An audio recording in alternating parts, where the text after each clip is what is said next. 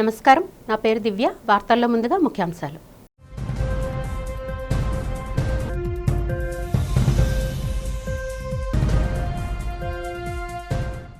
సింహాచలంలో అంగరంగ వైభవంగా జరిగిన వైకుంఠ ముక్కోటి ఏకాదశి వేడుకలు. గోవింద నామస్మరణతో స్వామివారిని ఉత్తరద్వార దర్శనం చేసుకున్న భక్తులు.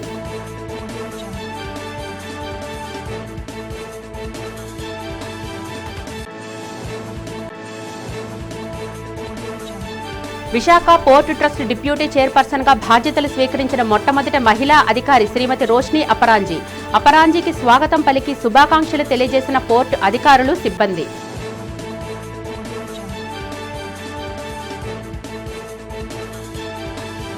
వైకుంఠ ఏకాదశి పర్వదినాన్ని సింహాద్రినాథుని దర్శించుకున్న భీమిలి ఎమ్మెల్యే గంటా శ్రీనివాస్, ప్రభుత్వ విప్ గడబాబు. ఉత్తరద్వార దర్శనం పూర్వజన్మ సుకృతమేనని వెల్లడి.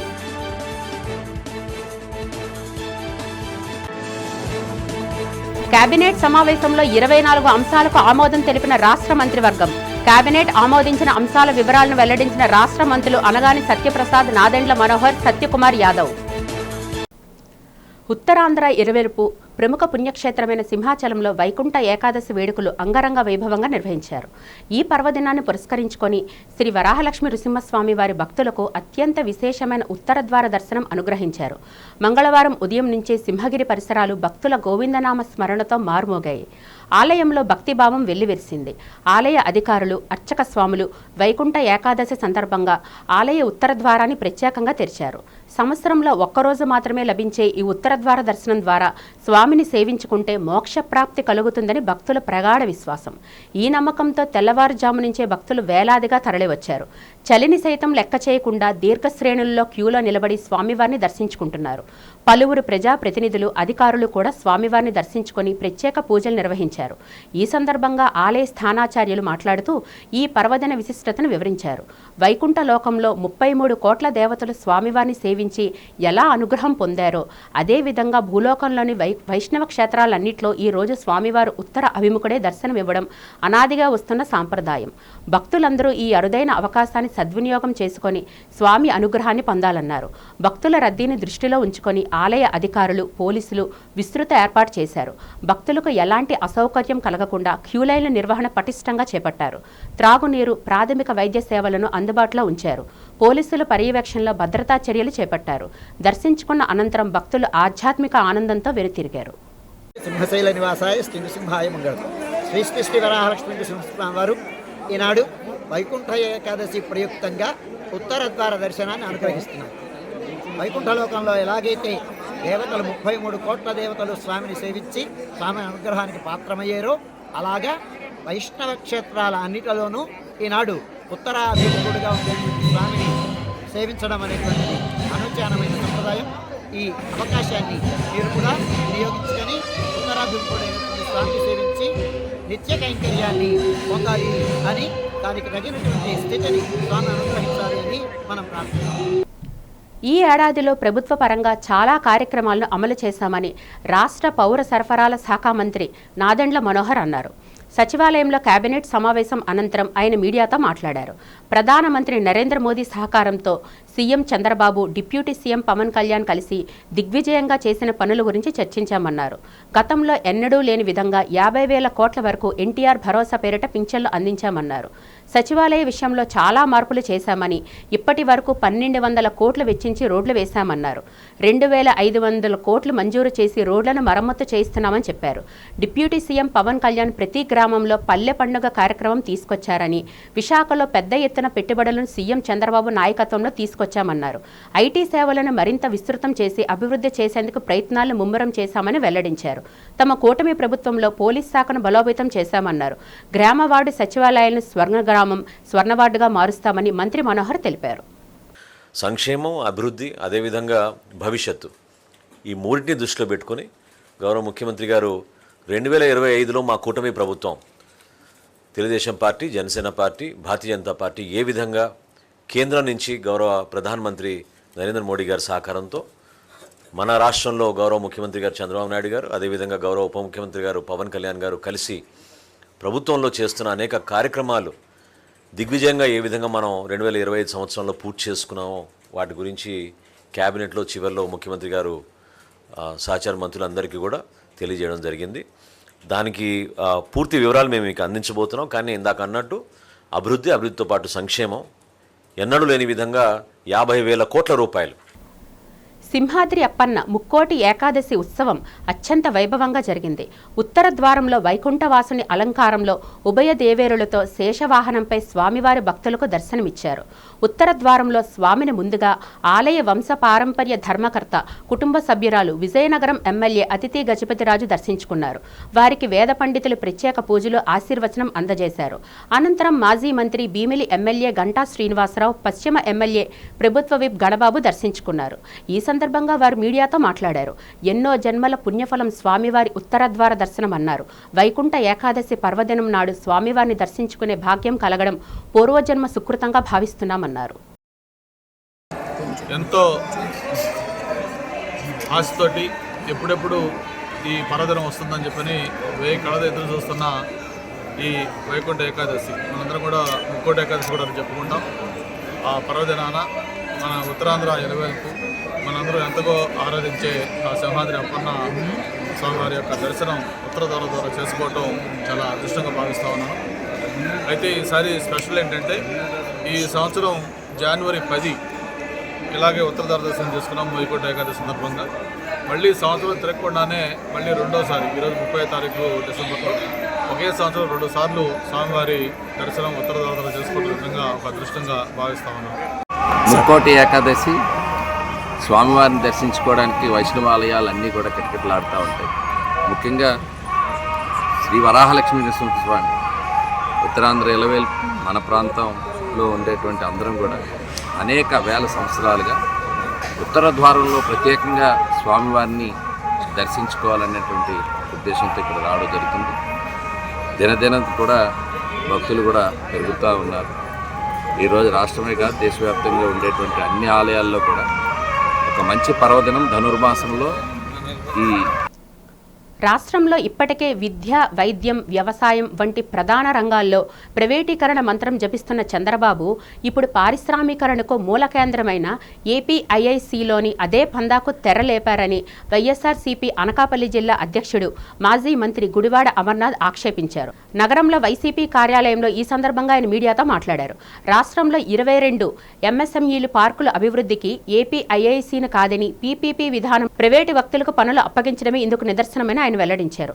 ఇలా అన్ని ప్రైవేటుకు అప్పగిస్తే ఇక సీఎంగా చంద్రబాబు ఎందుకు, మంత్రివర్గం ఎందుకని ప్రశ్నించారు.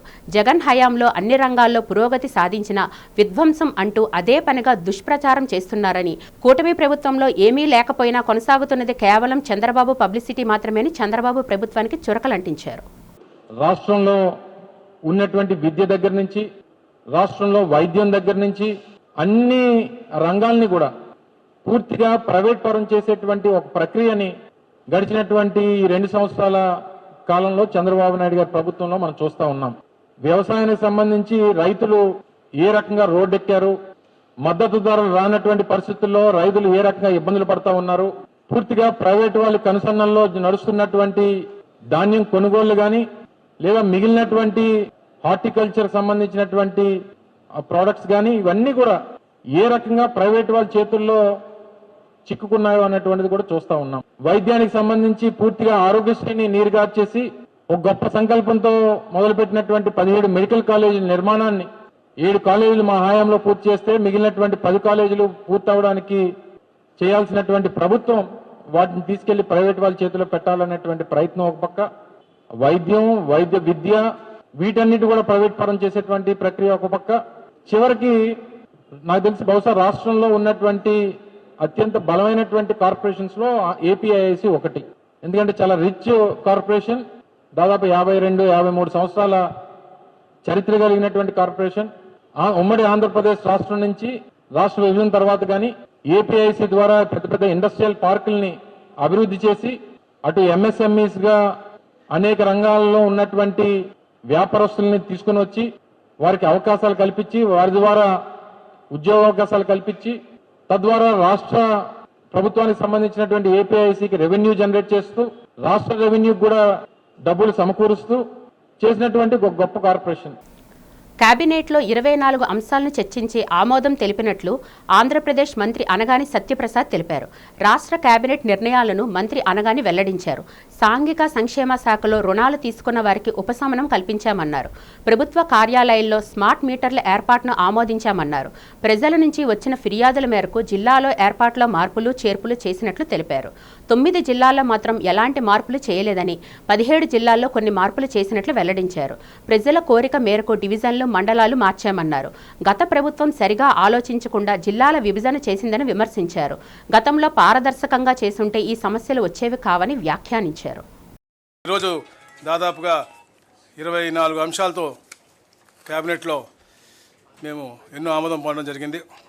రెవెన్యూ డిపార్ట్మెంట్లో 5, ఎంఏయుడిలో 7, అలాగే సోషల్ వెల్ఫేర్, అలాగే ఇన్వెస్ట్మెంట్స్ మీద అంటే ఎన్నో అభివృద్ధి కార్యక్రమాలు చేయాలి కాబట్టి దుగ్గరాజపట్నంలో షిప్ బిల్డింగ్ ప్లాంట్ కానీ, అలాగే ముఖ్యంగా సాంఘిక సంక్షేమ శాఖలో పేదలకి ఏదైతే ఎన్ఎస్ఎఫ్డిసి లోన్స్ ఇస్తారో వాళ్ళందరికీ కూడా ఉపశమనం కల్పించే విధంగా 41 కోట్ల రూపాయలు వడ్డీ రుణమాఫీ చేయడం కానీ.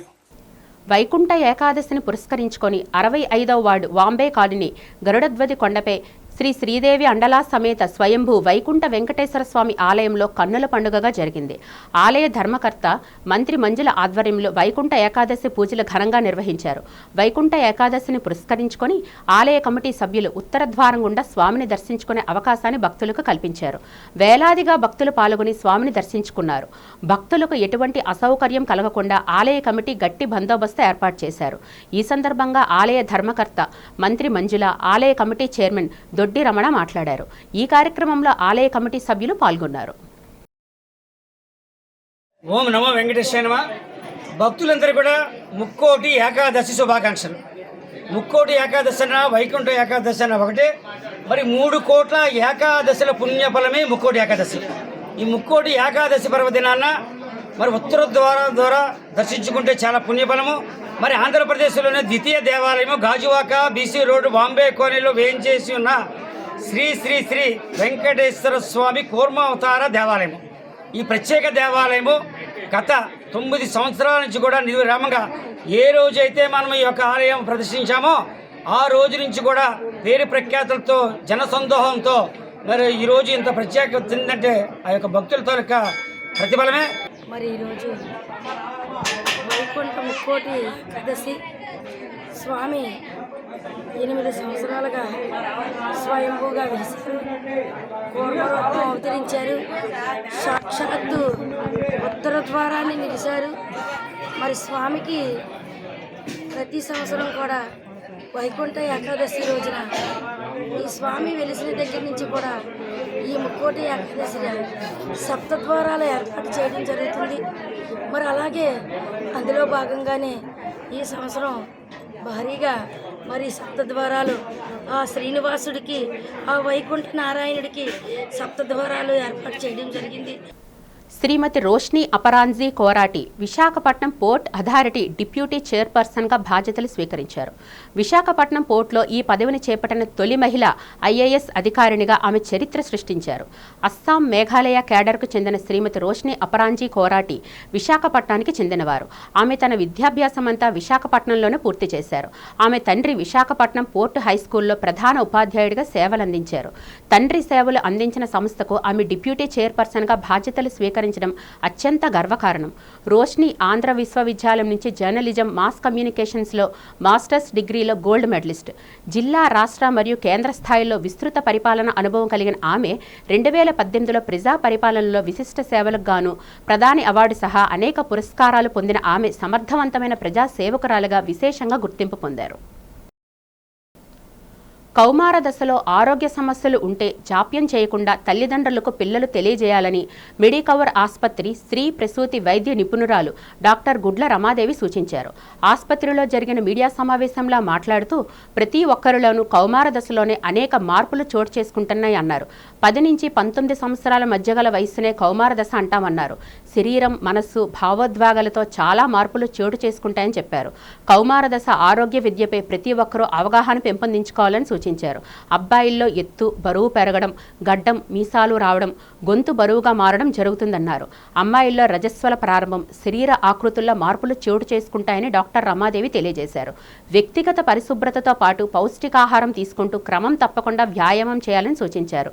పొగ, మద్యం, ఇతర హానికర అలవాట్లకు కౌమార దశలో దూరంగా ఉండాలని డాక్టర్ రమాదేవి కోరారు.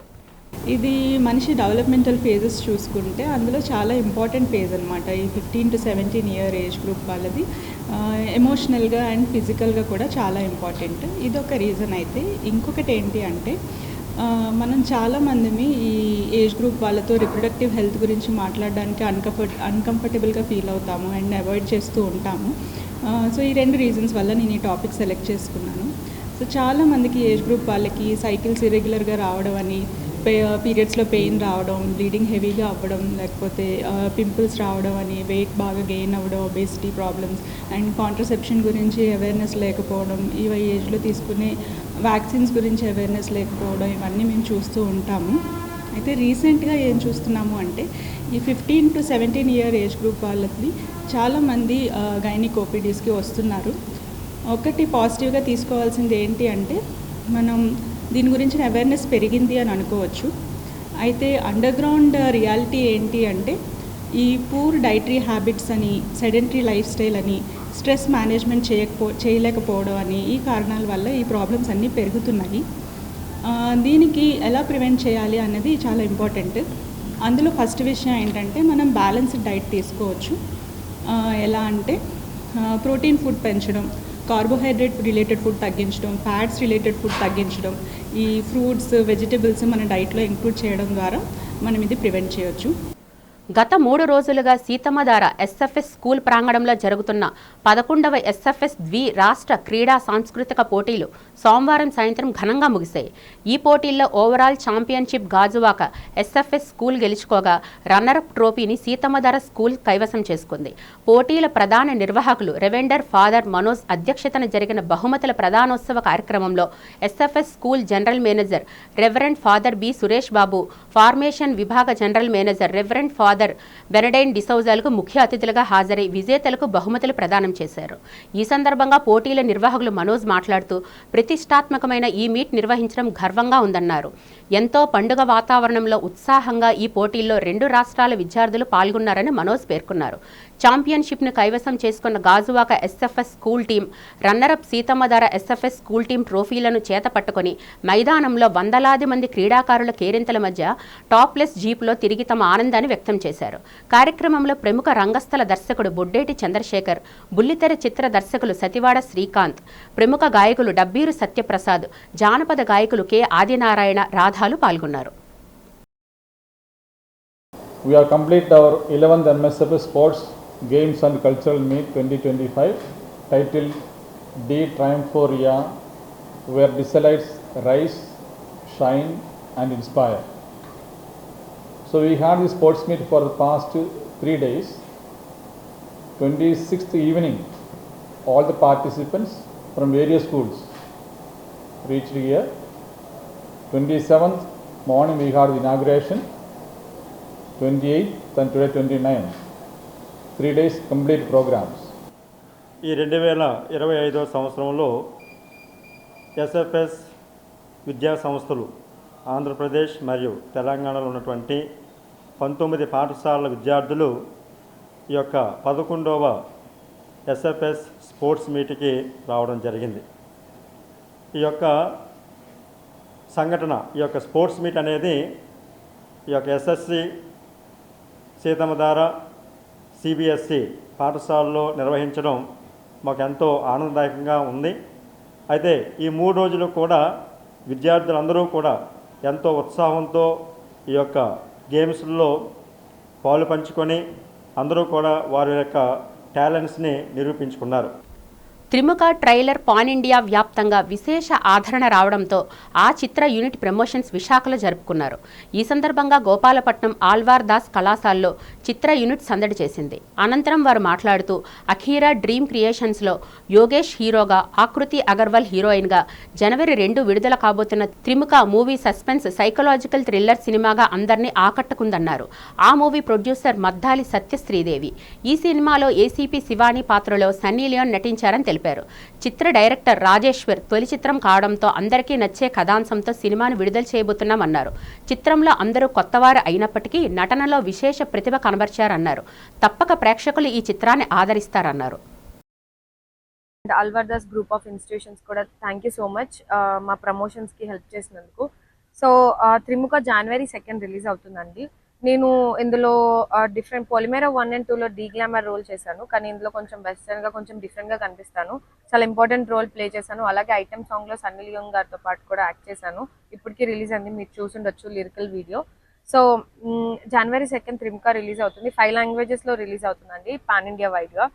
డెఫినెట్గా చూసి మా మూవీని ఆదరించి మంచి హిట్ చేయాలని కోరుకుంటున్నాను. తిరుపతి నుంచి స్టార్ట్ చేసుకుని తిరుపతి, నెల్లూరు, గుంటూరు, విజయవాడ, మచిలీపట్నం, రాజమండ్రి, ఈరోజు వైజాగ్తో కంప్లీట్ చేసుకుంటున్నాము.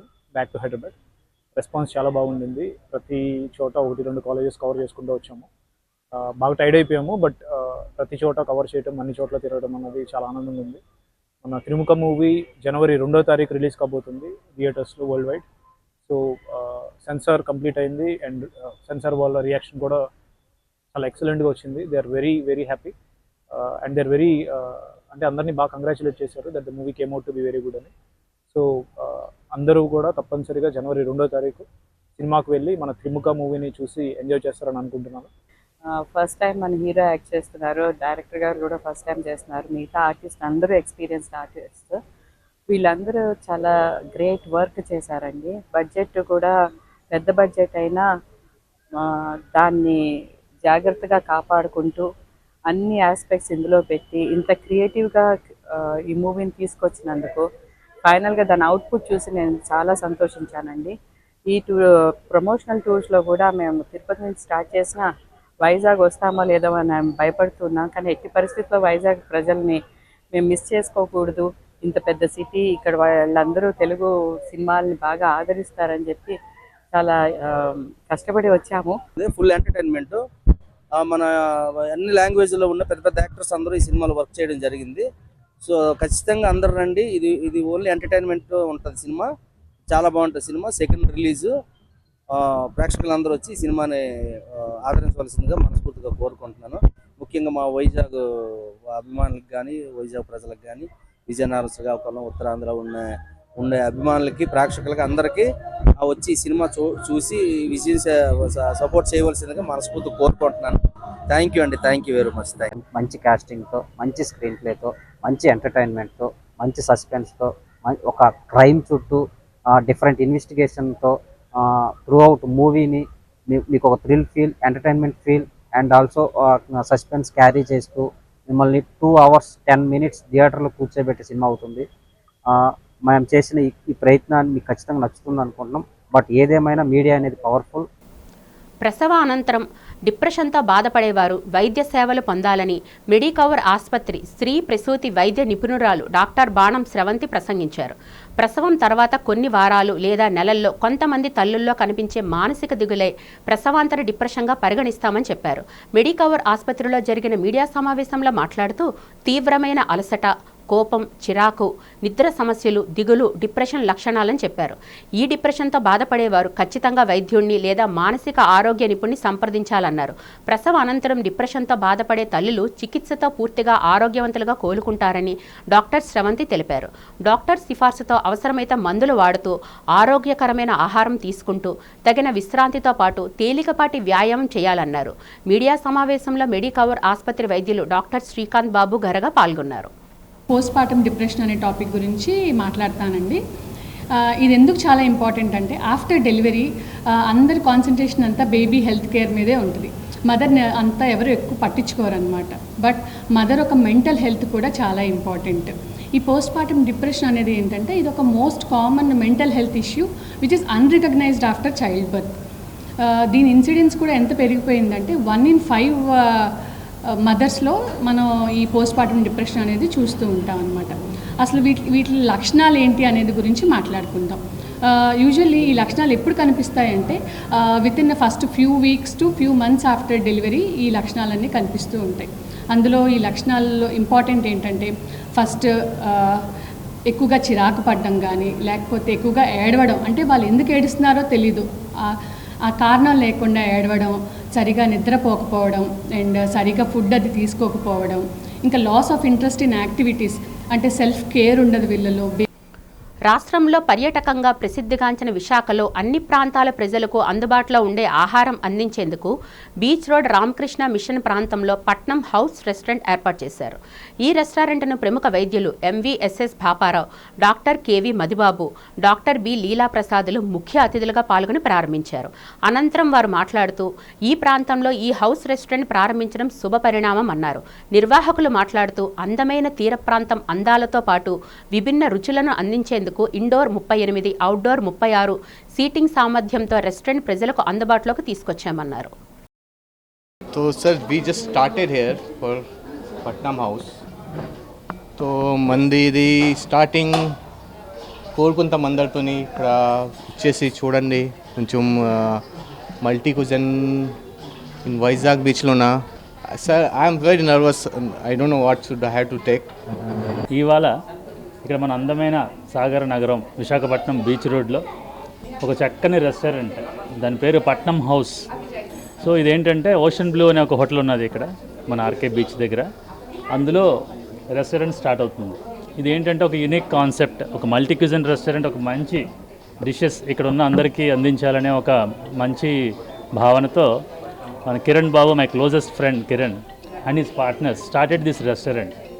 సో ఇదేంటంటే స్టార్టింగ్ ఈ ప్లేస్లో స్టార్ట్ చేసి గ్రౌండ్ ఫ్లోర్లో, తర్వాత రూఫ్ టాప్ రెస్టారెంట్ కూడా స్టార్ట్ చేస్తారు. పట్నం హౌస్ ఆర్కే బీచ్ పక్కన ఓపెన్ అయింది కాబట్టి రివ్యూ చూసి చెప్పాలి, ఫుడ్ టేస్ట్ చేసి మీరే చెప్పాలి. ఇక్కడ చాలా అంటే చాలా బాగుంటుంది. కూలిస్ట్ ఐస్ క్రీమ్ కూడా త్వరలో ఓపెన్ అవుతుంది, చూసి రివ్యూ చెప్పండి, ఎంజాయ్ చేయండి. Thank you. మీరు రివ్యూ చూసి చెప్పాలి, చాలా అంటే చాలా బాగుంటుంది. ఆల్రెడీ మేము టేస్ట్ చేసి చూసాము, ఎంజాయ్ చేయండి మీరు కూడా. మన వైజాగ్కి పట్నం హౌస్ వచ్చింది, అందరూ దయచేసి రండి, టేస్ట్ చేయండి, ఫుడ్ ఎక్స్ట్రాడినరీగా ఉంటుంది. మా పక్క నుంచి ఒక ప్రామిస్, వైజాగ్కి ఇప్పటి వరకు ఒక మంచి మటన్ దమ్ బిర్యానీ ఎవరు తినిపించలేకపోయారు, మేము తినిపిస్తాం.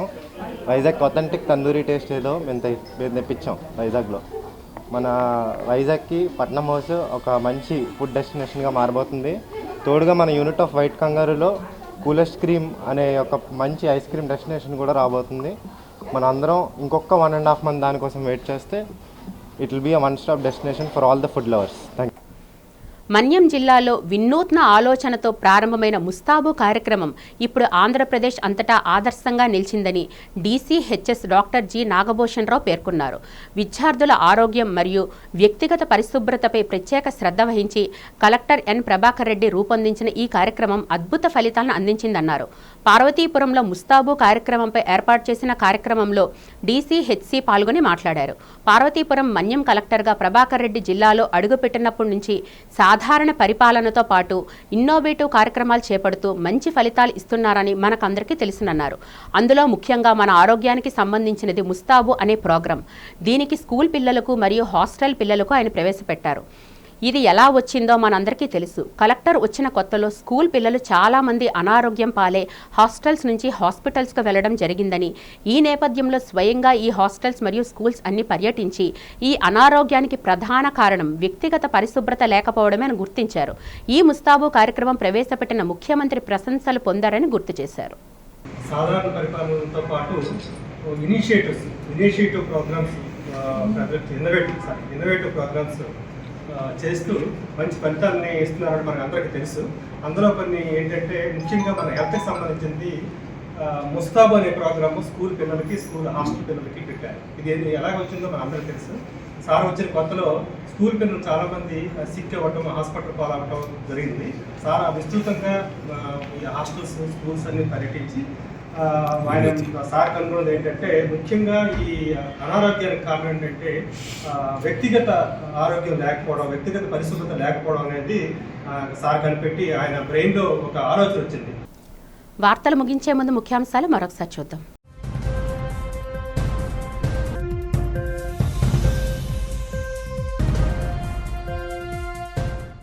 సింహాచలంలో అంగరంగ వైభవంగా జరిగిన వైకుంఠ ముక్కోటి ఏకాదశి వేడుకలు.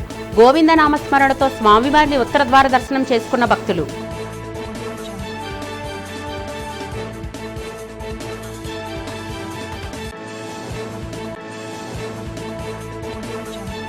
Visakha port trust deputy chairperson గా బాధ్యతలు స్వీకరించిన మొట్టమొదటి మహిళా అధికారి శ్రీమతి రోష్ని అపరాంజీ. అపరాంజీకి స్వాగతం పలికి శుభాకాంక్షలు తెలియజేసిన పోర్టు అధికారులు, సిబ్బంది.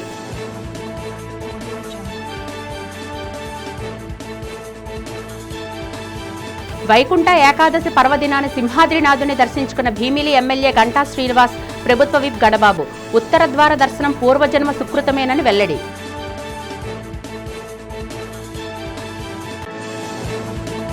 కేబినెట్ సమావేశంలో 24 అంశాలకు ఆమోదం తెలిపిన రాష్ట్ర మంత్రివర్గం. కేబినెట్ ఆమోదించిన అంశాల వివరాలను వెల్లడించిన రాష్ట్ర మంత్రులు అనగాని సత్యప్రసాద్, నాదెండ్ల మనోహర్, సత్యకుమార్ యాదవ్. ఈ వార్తలు ఇంతటితో సమాప్తం. నమస్కారం.